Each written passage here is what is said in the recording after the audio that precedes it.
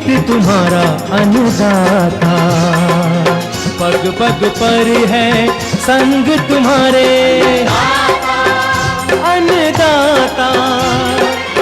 लहू किसानों का बन के पसीना सींचता है धरती का सीना। मेहनत का तेरी हक दिलवाने, नई तकनीक नई खोज बताने। पशुधन को गुणवान बनाना, पौध सुरक्षा को सिखलाना, खेती के सब गुर समझाने, भारत का सरताज बनाने। आठों पहर है संग तुम्हारे अन्नदाता, अन्नदाता। नमस्कार, मैं हूं रीनू। आप सभी दर्शकों का अन्नदाता कार्यक्रम में स्वागत करती हूं। हमारे देश का किसान जन का पोषक है, वह श्रम का देवता है, अन्नदाता है। उसमें ही भारत की आत्मा निवास करती है। ऐसे ही किसानों की प्रगति के लिए हम खेती बाड़ी से जुड़ी हुई बहुत सी नई लाभकारी जानकारियां हर रोज सुबह लेकर आते हैं। तो चलिए कार्यक्रम शुरू करने से पहले देखते हैं आज क्या है अन्नदाता में। ओल की उन्नत किस्में और वैज्ञानिक बुआई तकनीक।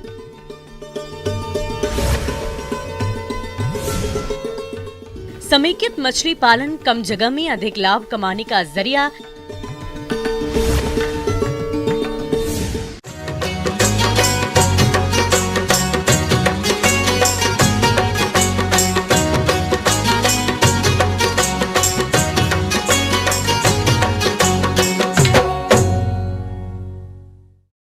ओल की खेती प्रदेश के बहुत किसान भाई करते हैं।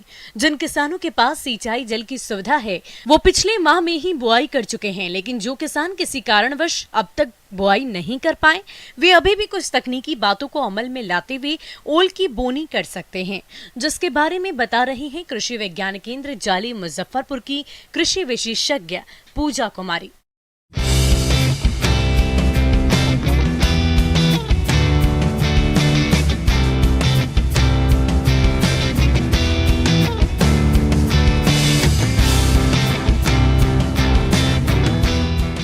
बदलते जलवायु के संदर्भ में हम देख रहे हैं कि जहां हमारे पास भूमि सीमित मात्रा में उपलब्ध है तथा अत्यधिक फर्टिलाइजर के उपयोग से जहां मिट्टी की उर्वरकता शक्ति घट रही है, तो ऐसे समय में हमें बहुत अधिक इस बात की ज़रूरत है कि हम ऐसे फसलों को उपयोग में लाएँ जिससे कि हमारे आय में वृद्धि तो हुई तथा ये जलवायु के अनुकूल भी हो। तो इस परिवेश में हम देखते हैं कि हमारे लिए अभी ओल की खेती सर्वोत्तम है। ओल की खेती हम मार्च महीने के अंत से लेकर जून महीने तक में इसे लगा सकते हैं। जहां ओल की खेती में भारत में हम देख रहे हैं कि ओल बिहार, झारखंड, छत्तीसगढ़, कर्नाटक, तमिलनाडु इत्यादि राज्यों में लगाया जा रहा है। इससे हमें न केवल कार्बोहाइड्रेट, मिनरल्स और फास्फोरस इत्यादि खनिज तत्व प्राप्त होते हैं।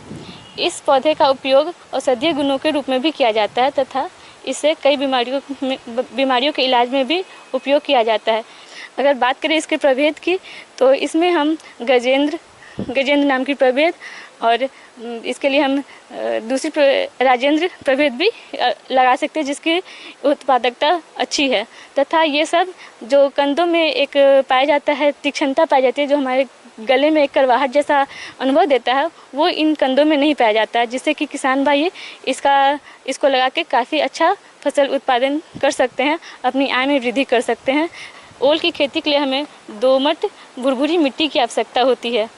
किसान भाई इसके लिए अपने खेतों को 2 जुताई वाली हल से पहले 2 जुताई कर ले तथा उसके बाद देसी हल से 3 से 4 जुताई करके मिट्टी को भुरभुरी, समतल और मुलायम बना लें।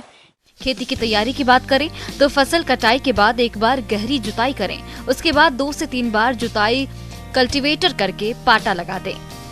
साथ ही अंतिम जुताई के समय 12 टन गोबर की खाद खेत में मिला दें। आगे हम देखते हैं कि इसमें जो फर्टिलाइज़र हम यूज़ करते हैं उससे हमारी जो उत्पादकता है ओल की वो बढ़ जाती है। तो इसके लिए हम खेत को तैयार करने से पहले ही अपने खेत में प्रति हेक्टेयर 8 से 10 टन गोबर की मात्रा मिला लें। उसके बाद इसकी जुताई कर लें। जुताई करने के बाद हम इसमें अपने कंदों को लगाएं और इसके साथ ही हम फर्टिलाइज़र जैसे कि नाइट्रोजन 80 kg, फास्फोरस 60 kg तथा पोटास 60 kg इन फर्टिलाइज़र का उपयोग करते हैं। जुताई से पहले हम नाइट्रोजन और फास्फोरस की आधी मात्रा तथा पोटास की पूरी मात्रा इसमें जुताई से पहले मिला देते हैं मिट्टी में। फिर हम खेतों की जुताई करके कंदों का रोपण कर लेते हैं। कंदों को रोपण के समय हम इस खेतों की हल्की सिंचाई कर सकते हैं। ओल का प्रवर्धन वानस्पतिक विधि द्वारा किया जाता है, जिसके लिए पूर्ण कंद या फिर कंद को काटकर लगाया जाता है। यदि कंद का आकार बड़ा हो तो उससे 250 से 500 ग्राम के टुकड़े में काटकर बुआई करें, परंतु कंद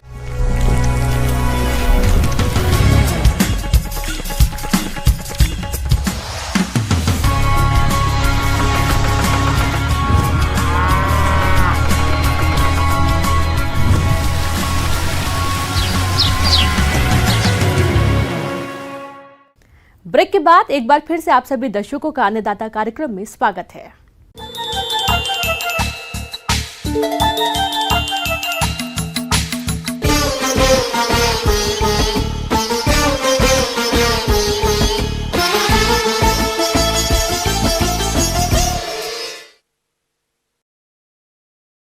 प्रदेश के जिन किसान भाइयों ने समय से बोरो धान की फसल लगाई थी, उनकी फसल अभी परिपक्व अवस्था में है, जिसके अभी कटाई चल रही है। लेकिन कई बार किसानों के द्वारा धान की कटाई गहाई के समय सही प्रबंधन नहीं करने से उत्पादन की क्वालिटी खराब हो जाती है, जिसका बाजार सही नहीं मिलता है। इसलिए किसान धान की कटाई, गहाई और भंडारण किस प्रकार से करें, आइए जानते हैं बिहार कृषि महाविद्यालय सबौर जिला भागलपुर के कृषि वैज्ञानिक डॉक्टर महेश कुमार से।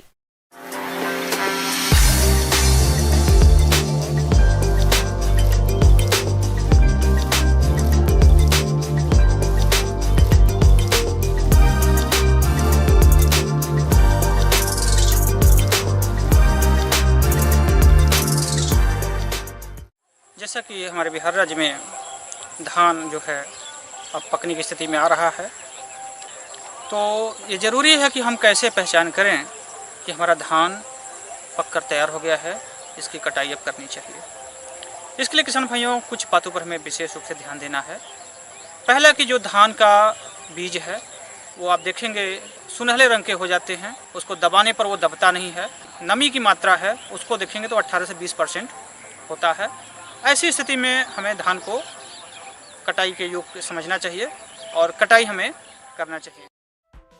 कटाई से पहले फसल की परिपक्वता की पहचान करना बेहद जरूरी है, इसलिए कुछ बातों पर ध्यान देना आवश्यक है। जैसे धान की कटाई उस समय करें जब बालियां अपने वजन से झुक जाए और दाने बहुत कड़े और हरे न हो तो समझे फसल परिपक्व हो चुकी है और ये अवस्था कटाई के लिए उपयुक्त है। फसलों का भूरा पीला रंग और परिपक्वता अवधि के आधार पर भी फसलों की परिपक्वता को पहचान सकते हैं। जब हमारा धान पककर तैयार होता है उसी समय मौसम बिगड़ जाता है और बारिश होने की जटिल संभावना होती है। तो अगर आपको मौसम विभाग से सूचना मिलता है कि अगले 24 घंटे में या 48 घंटों में भारी बारिश होने की संभावना है, तो कृपया ऐसे दशा में हम धान की कटाई को रोक देते हैं और कटाई को रोक दें। कटाई उसके बाद करें, बरसात होने के बाद करें, जिससे कि हमको किसी प्रकार का सुखाने में या कहीं कोई दिक्कत ना हो। कभी कभी हम धान को सही परिपक्वता से पहले काट लेते हैं, तो उसमें क्या होता है, धान उसमें दुग्धावस्था में होता है या थोड़ा ठोस हो रहा होता है, और गलत समय पर काटने से क्या होता है कि धान में जो दाने का जो भराव है वो समुचित ढंग से नहीं हो पाता। क्योंकि आजकल लेबर एक बहुत बड़ी जटिल समस्या होती जा रही है, विशेषकर धान की रोपाई एवं कटाई के समय।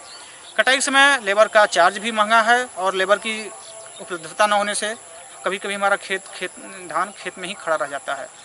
तो इसके लिए हमें अब मैकेनिकल यंत्रों की ओर जाने की ज़रूरत है। जो हमारे विभिन्न कटाई के यंत्र हैं, रीपर्स हैं, उसकी ओर भी जाने की ज़रूरत है।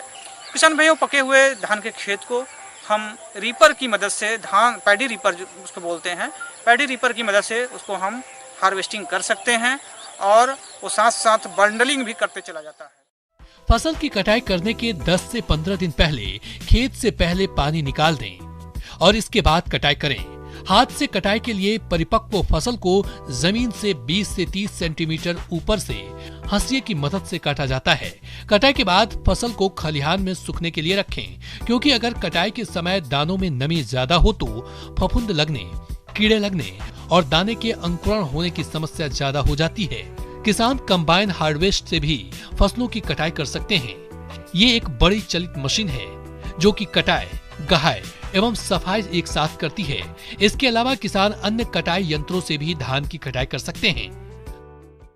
एक समस्या और देखी जा रही है किसान भाई लोगों के खेत पर, धान की कटाई के बाद जो पुआल होता है, जिसको हम लोकल भाषा में पराली भी कहते हैं, तो इन सबको किसान भाई लोग जला देते हैं। कतई जलाना नहीं चाहिए, क्योंकि जलाने से सिर्फ और सिर्फ हमारी जो सॉइल की उर्वरता है, मृदा की जो उर्वरता है, उसमें हानि होती है। साथ ही साथ हमारा पर्यावरण प्रदूषण होता है और जलाने से और विभिन्न प्रकार की हानियाँ होती हैं। वो मशीन और है हार्वेस्टर जो के बाद जो हम उसको लगा देते हैं पीछे, तो बिखरे हुए धान के पराली को, पुआल को वो अपना आराम से कलेक्ट कर लेता है और उसको जो है पशुओं के लिए, चारे के लिए उसको हम उपयोग कर सकते हैं, सूखे चारे के रूप में उपयोग कर सकते हैं।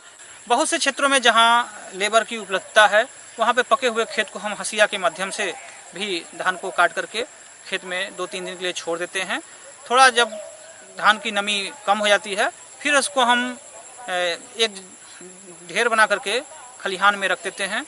1-2 दिन रख देते हैं बंडल के रूप में, जिससे थोड़ा सा वो उसका जो औंसना बोलता है वो औंस जाता है। उसके बाद जो है हम उसकी थ्रेसिंग की ओर जाते हैं। काटी गई फसल की गहाई किसान थ्रेसर के द्वारा करते हैं, इसलिए फसलों को सही तरीके से सूखने के बाद ही गहाई करें। गहाई हमेशा साफ खलिहान में करें। गहाई के समय आरपीएम का विशेष ध्यान रखें और अनुभवी व्यक्तियों के द्वारा ही गहाई का काम कराएं। और जहाँ पर लेबर की उपलब्धता है, तो हम वहाँ पर धान की जो मड़ाई है उसको लेबर के द्वारा किसी तख्त या इस पत्थर पर पीट करके भी हम धान के दाने को अलग कर लेते हैं और उसको ओसाई करके, साफ़ सुथरा करके उसको हम बैगिंग के लिए तैयार हो जाते हैं। लेकिन जब धान हमारा ओसाई करके तैयार हो जाता है, दाने हो जाते हैं, तो उसमें तब भी नमी की मात्रा बहुत ज़्यादा रहती है। तो हमें उसको कम से कम 4 से 5 दिन तक उसको अच्छे से सुखाना पड़ता है। जब धान में नमी की मात्रा 10% या उससे कम हो जाए, तब हम इसको सुरक्षित भंडारण कर सकते हैं। भंडारण के लिए सूखा एवं हवा रहित संरचना को चुनें और अच्छी तरह से सफाई कर गोदाम को कीट रहित कर लें। अनाज को जिन बोरों में भर कर रखना है, उन्हें भी अच्छी तरह से उपचारित करें या फिर नए जूट या प्लास्टिक के बोरों का प्रयोग करें। भंडारण गृह में बोरों की छलियां दीवार से 3 फीट दूरी पर जमाएं और बोरों को जमीन पर प्लास्टिक बिछाकर या लकड़ी के गत्तों पर रखें। भंडारण अगर हमें बीज के लिए करना है, तो लंबे समय तक, 6 महीने तक लिए भंडारण करने के लिए हमें कुछ अलग प्रकार का ध्यान रखना पड़ेगा। और अगर हमें टेम्प्रोरी 10 दिन 5 दिन के लिए भंडारण करना है, उसके बाद हमें मिलिंग करना है, तो उसमें बहुत ज़्यादा विशेष ध्यान देने की जरूरत नहीं है। उसको हम नॉर्मल भंडारण करके राइस मिल में ले जाकर हम उसको मिलिंग करके चावल अलग कर सकते हैं।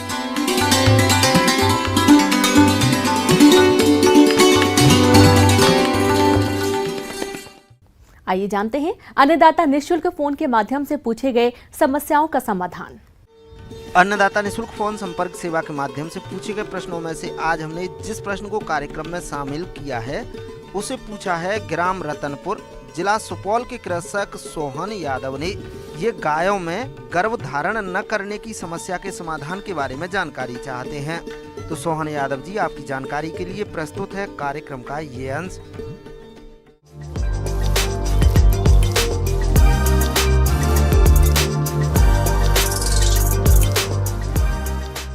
आज हम लोग बात करेंगे कि पशुओं में बच्चा रखने की क्षमता जब कम हो जाती है या रिपीट ब्रीडिंग होता है, बार बार पशु हीट में आ जाती है, फिर भी पाल को नहीं रख पाती है, उसके बारे में हम लोग बात करेंगे।